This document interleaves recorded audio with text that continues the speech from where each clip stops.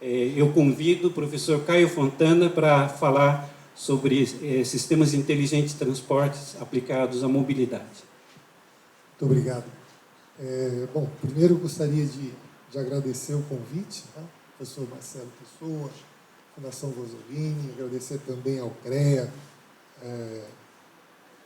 de nos ter convidado aqui, tanto eu quanto o professor Cláudio, o professor Leopoldo, para discutir um pouco desse tema com vocês, trazer alguns conceitos, né, de mobilidade, não só mobilidade urbana, né? Aí a gente está falando dos veículos inteligentes, nós estamos falando dos veículos elétricos, nós estamos falando dos veículos de carga, né? E dos veículos de passeio, né?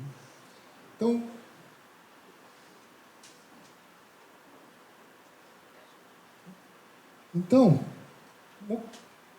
mobilidade, né? Como é que se dá a mobilidade, né? Pode se dar a pé, bicicletas, né? Motocicletas, patinetes, né? Eu tenho metrô, tenho trem, veículos de carga, tá? Tenho também transporte aquaviário, né? Todos esses elementos aqui são utilizados para a mobilidade, né? E são utilizados em algum lugar também, que é, então, o meio, né? Então, a gente vê aqui calçadas todas muito bem organizadas, certo? Questão do uso de ciclovias, né? Isso aqui nem preciso falar que isso aqui é na Holanda, né? Os corredores de ônibus, né? Já tivemos algumas boas brigas, né, professor Leopoldo? Né? A questão dos corredores de ônibus e os comboios de horário de pico, né? Os VLTs, tá? Os veículos leves sobre trilhos, tá? O BRT, que na verdade, eu não sei se os senhores sabem, o BRT, ele pega o conceito do VLT e transporta para o modelo sobre pneu. Então, ele deve operar numa via segregada, com pontos de parada com pagamento fora do veículo, né, para que ele possa ganhar uma capacidade maior de transporte. Então, com menos veículos, eu transporto mais gente em menos tempo. As ciclovias também, que a gente vê aqui muito bem feitas, certo? O projeto ficou muito bom, né? Por que eu coloquei isso, pessoal, que é interessante a gente discutir? Porque muitas vezes não basta implantar e executar um projeto. Esse projeto tem que estar, principalmente, aí aproveitando que o pessoal do CAL está por aqui, né? Tem que estar inserido na comunidade. Okay? Eu sou muito crítico dos sistemas de BRT e desse tipo de sistema de VLT. Por quê? Quem mora desse lado da rua nunca mais vai falar com quem está do outro lado da rua. Né? Você tem um caso bem interessante, que é em Santos. Quem já foi a Santos aqui, já viu onde passa o VLT? Então, uma pessoa já andou, gente.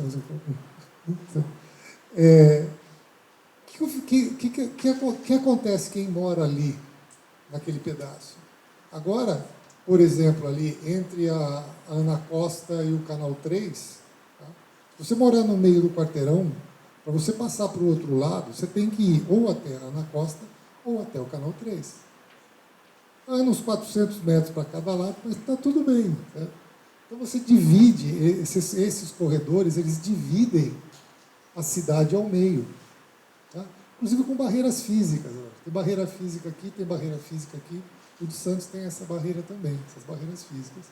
Esses modelos, que são o modelo de VLT, por exemplo, que é usado em Amsterdã, em Hamburgo, em Munique, não, ele roda, inclusive, em Amsterdã ele passa numa rua de pedestres. Ele divide o espaço com os pedestres. Então, essas soluções são possíveis. Tá? Eu prefiro uma solução dessa a uma solução como essa aqui. Então, o Rio de Janeiro está desse jeito. Né? Outros tipos de solução. Né? Quer dizer, você cria uma solução para o transporte, tá? E você destrói uma parte da cidade. Vamos voltar lá na década de 60, né? Final da década de 60. Eu não tinha nascido ainda, mas o professor Cláudio já dava aula nessa época. Certo?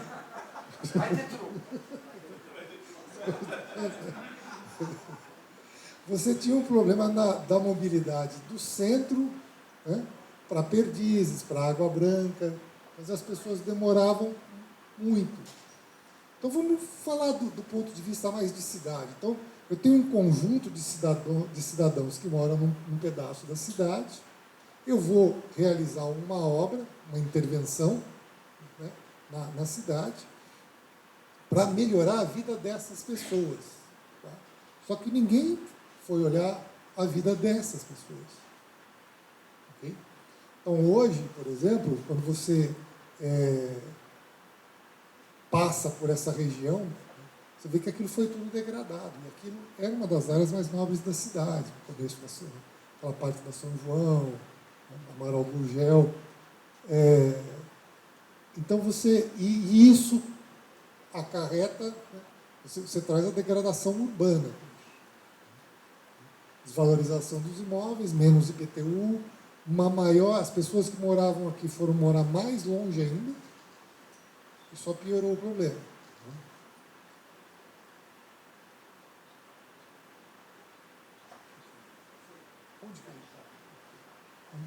Então aqui também, né, colocando as marginais de São Paulo, né, as marginais do Sena, uma pequena diferença, coisa pouca. Né, quer dizer, conceitos onde você tem a cidade integrada, né, ao Rio, e o que acabou sendo feito por aqui. Uma coisa interessante, eu trago sempre isso, quando eu dou aula dessa matéria, eu trago esse mapa, tá, das ferrovias de Londres, tá, no início, quer dizer, no final do outro século. O que aconteceu em Londres com a Revolução Industrial? Criaram-se várias as estações de trem, tá? Charing Cross, Waterloo, London Bridge, King's Cross, Paddington, Victoria, que ligavam, cada rodovia dessa seguia para um lado do país. Com a Revolução Industrial, essa necessidade das pessoas se locomoverem e estarem em mais de uma cidade no mesmo dia, né? Coisa impensável antes do transporte ferroviário, essas pessoas vinham todas, o sistema era concêntrico, ele vinha para Londres para poder trocar de trem. Né? E aí ele chegava aqui, na Victoria Station, e tinha que ir para King's Cross. Ele tinha que atravessar todo o centro, né, da cidade. Passava por todo o centro da cidade. Com que tipo de transporte? Ou a pé, que é longe, ou no famoso ônibus já de 2 andares, mas puxado a cavalo. Certo? Cavalo. Quem for a Londres tem uma coisa muito interessante, não é porque eu sou da área de transportes, mas vocês vão aqui tem um museu do transporte. Tá? E é muito interessante ver toda essa história. E aí o que eles resolveram fazer? Eles fizeram uma primeira linha de metrô, okay? Que é essa linha que segue aqui, ó, ligando todas essas estações ferroviárias. Então, a primeira linha de metrô, ela nasceu para tirar a gente de cima, tá, e colocar circulando por baixo, tá, sem destruir a cidade. Então, e depois isso foi sendo expandido. Primeiro, o mais interessante dessa história, se vocês forem no Museu do Transporte, vocês vão ver que as primeiras composições de metrô eram a carvão. ele passava embaixo eles abriam a via, faziam, depois fechavam novamente, tinha pedaços onde tinha grelha, e saía fumaça.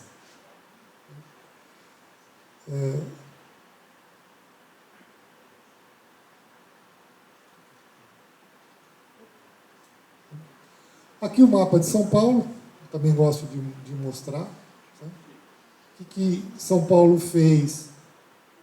Eu digo que isso foi um erro. São Paulo começou a esticar as linhas de metrô. Quando São Paulo estica as linhas de metrô, tanto para o Jabaquara, quanto aqui em direção à Zona Leste, né? Não vou nem falar nada, certo? O que você faz? Você começa a espalhar a população nesse entorno aqui. Qual que é a diferença desse modelo para o modelo de Londres? O modelo de Londres é o seguinte, a partir daquele anel central, você desloca, não é por metrô, é por trem. O trem para a cada 2,5 km ou 3, no caso lá até mais, e aonde ele para, ele cria novos centros, comércio, escola, lazer, etc. Aqui não, simplesmente você foi espalhando. Hoje nós temos 4,5 milhões de viagens pela manhã da Zona Leste para o centro, mais 4,5 milhões de viagens no sentido contrário no final do dia. É a população do Uruguai andando de um lado para o outro. Certo?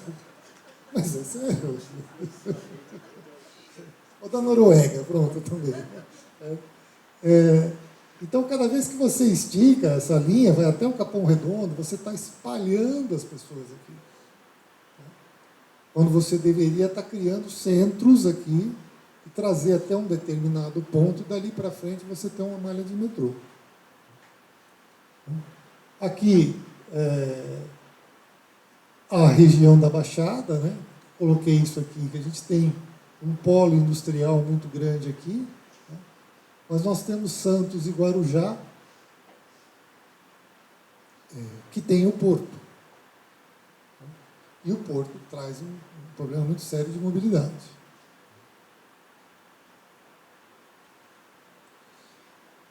A questão dos polos geradores de tráfego. Por que eu estou falando isso? Daqui a pouco vocês vão entender o que tem a ver com cidade inteligente. Né? Mas o que a gente tem? Nós temos polos geradores de tráfego. Então, no caso de Santos, você tem o porto, né? Causa aí congestionamento nas vias. Tá? Eu tenho shopping centers, estádios de futebol, né? Hospitais. Todos esses elementos são polos geradores de trânsito. Né? Tem duas maneiras de tratar isso. Ou eu, como é o caso de São Paulo, eu exijo de quem vai construir um shopping center, mais um shopping center, eu vou construir lá em Higienópolis.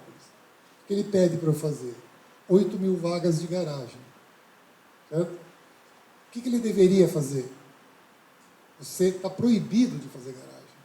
Você vai fazer só área de descarga embaixo. Porque quando você constrói a garagem, você atrai o tráfego. Esse é o conceito de Nova York. Em Nova York, se vocês forem ao Empire State Building, o Chrysler Building, não tem garagem. Não tem garagem, porque é para você não ir de carro. Mas alguns elementos, né, como estádios, hospitais, você tem que ter acesso. E a gente tem que ter a circulação de carga. Nós temos resíduos sólidos para retirar, tem que abastecer os supermercados, tem que abastecer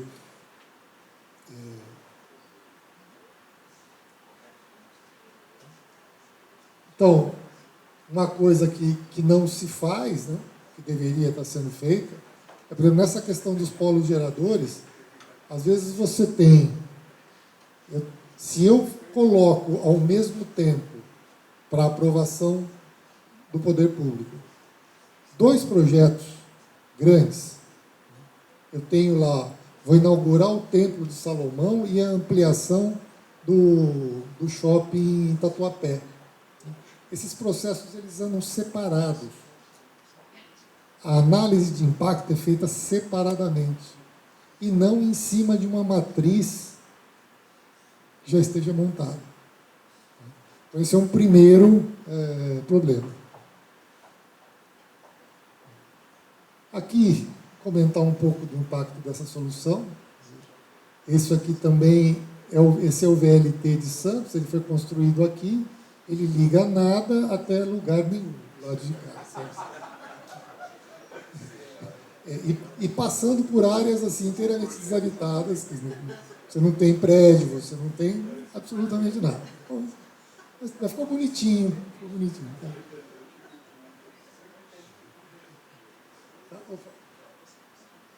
A questão do impacto dessas soluções é o seguinte: se eu vou mais rápido, posso morar mais longe, o pessoal vai morar em Cotia. Certo? Como é que eu insiro meios alternativos de transporte? Como é que eu quebro um pouco essa matriz de sair do ônibus, do carro? Como é que eu quebro essa matriz? Tá? A tecnologia pode ajudar, e aí que nós vamos ver agora como. Tá? Qual é o papel da população nisso? Quando a gente olha aqui, né, como inserir meios alternativos de transporte? Só para dar um exemplo. Nós estamos vendo aí a febre dos patinetes, das bicicletas, ok? Mas isso tem um efeito também, que é um efeito meio negativo também. Tá? Por quê? Porque quando eu ponho a bicicleta, eu estou tirando um passageiro do ônibus. Quando eu tiro um passageiro do ônibus, eu aumento o custo de transporte individual. Eu falei, pô, mas qual que é a solução, então? Né? A solução é o seguinte: dá a bicicleta para o concessionário de ônibus, faz ele pôr a bicicleta, porque ele vai pôr a bicicleta, que tem um custo de operação muito mais baixo que o ônibus, ele vai ter um custo por viagem muito menor. Se ele mantiver a margem, ele vai construir a ciclovia até para as pessoas andarem. E você consegue, Londres fez isso, né, naquele anel central, eles foram distribuindo essas bicicletas gratuitas ao longo das vias, conforme você vai entrando cada vez mais para dentro, você tem mais. Por quê? Algumas pessoas que pegavam, muitas pessoas pegam o ônibus para depois pegar o metrô. Tá? Essas pessoas já não passaram a não pegar o ônibus. E aí você passa a esvaziar o ônibus quando ele está chegando no ponto final, que é interessante. Bom, aqui, historicamente, Amsterdã, tá? Foi a primeira cidade a vir protestar para a implantação de ciclovias, isso na década de 60.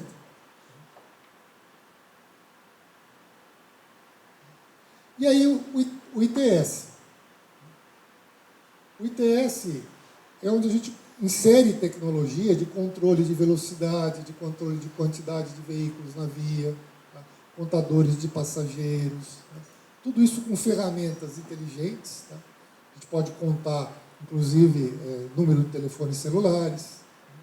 Podemos ter uma série de tecnologias que podem ser combinadas para tornar a mobilidade mais simples.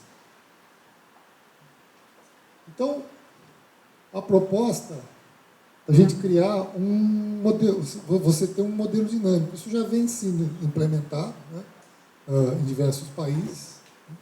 Então, a gente tem toda uma rede de sensoriamento nas vias, nas rodovias, nas vias. Tá? Temos câmeras espalhadas praticamente nas rodovias, todas elas, mas dentro da cidade, sim. E outros sensores, como cancelas, E aí, aqui dentro, você tem que construir um modelo, né, que vai fazer, por exemplo, o gerenciamento das urgências e emergências. Vai alterar a programação semafórica, vai colocar mensagens nos painéis de mensagem variável.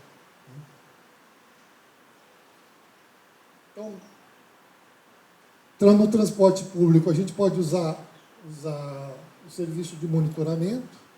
Ter câmera dentro do ônibus hoje não é nenhuma tecnologia absurda. E serve, além da segurança, serve para quê? A câmera pode ser usada para contar a quantidade de passageiros que estão dentro do ônibus. Eu sei a lotação.